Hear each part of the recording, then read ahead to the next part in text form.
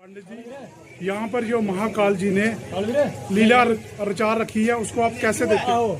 देखिए, मेरा नाम गोविंदराम शर्मा है। आज हम प्रमंडल देवस्थान देविका गुप्त गंगा पर और आज शिवरात्रि का महापर्व है।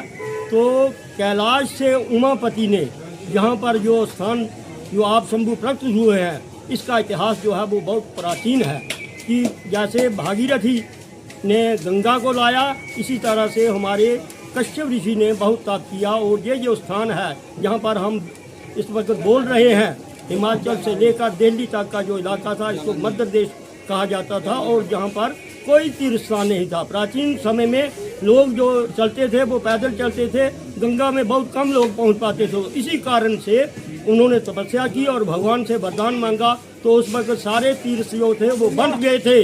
तो इसलिए उन्होंने माँ पार्वती से कहा कि आप जल स्वरूप होकर इस स्थान में बने ताकि इन लोगों का कल्याण हो और ये पुण्य के भागी बने। तो इस प्रकार से मगेर चतुर्दशी को देविका गुप्त गंगा का अवतरण हुआ है, जो 18वें द्वादश में हुआ है। इसका तात्पर्य है कि 8 करोड़ वर्ष पुराना जो हमारा ये तीर्थ स्थान है, तो जहाँ की महिमा जो है वो सभी जगह वर्णित थी। तो पहले तो जहाँ पर जो जितनी भी यात्रा वैष्णो देवी जाती थी वो वाया प्रमंडल होकर जाती थी। लेकिन जब हमारा भारतवर्ष जो है 2 भागों में बटा पाकिस्तान बना, तो ये रूट जो था वो जम्मू से सीधा वैष्णो देवी चला गया। पहले राजा महाराजाओं ने जो था प्रमंडल, कटरा और वैष्णो देवी तीनों तीर्थ स्थान समकक्ष रखे हुए थे। लेकिन ये बड़े खेद से कहना पड़ रहा है कि 70 साल जो सरकारें रही हैं, तो प्रमंडल जो तीर्थ स्थान है, उमापति का स्थान है, पूरी तरह से इग्नोर रहा है। इसकी और कोई तवज्जो नहीं की गई है। लेकिन ये हमारा भाग्य है कि अब 14 से जब मोदी सरकार केंद्र में आई है, तो उन्होंने अपने केंद्रीय मंत्री जो टूरिज्म के थे प्रहलाद सिंह जी को जहाँ पर भेजा।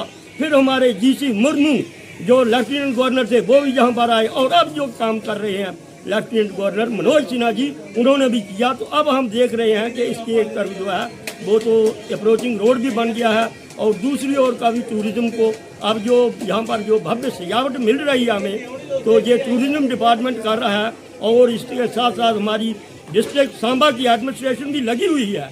मैं उन सभी को धन्यवाद देता हूँ और ये आशीर्वाद भी देता हूँ भगवान के चरणों से कि वो ऐसे कामों में लगे रहें ताकि हमारे तीर्थ स्थान जो हैं और हमारे आरएसएस ने जहाँ पर जो एक बनाया हुआ है प्रमंडल उत्तरवाहिनी तीर्थ सेवा न्यास, उसका भी गठन हुआ है, वो भी इस काम में लगे हुए हैं। जगह जगह झंडे उनके मिल रहे हैं। तो अब हम देख रहे हैं कि जो महाकाल की नगरी है उसमें जो है दीप जल रहे हैं और आशा करते हैं कि आगे भी ऐसा होता रहे और ये सभी लोगों को जहाँ पर आने का जो मौका। लेकिन फिर भी जो धर्मार्थ डिपार्टमेंट है यहाँ पर जो पैसे जहाँ से ले जाता है वो कुछ नहीं कर रहा है। जहाँ पर हम चाहते हैं और लेफ्टिनेंट गवर्नर से ये एक हम उम्मीद लगा कर बैठे हैं कि ये जो है प्रमंडल उत्तरवाहिनी श्राइन बोर्ड का गठन किया जाए ताकि जहाँ पर जो भी चढ़ावा चढ़ता है उसका सदुपयोग हो और जहाँ पर जो यात्री आते हैं उनको रहने की व्यवस्था मिले।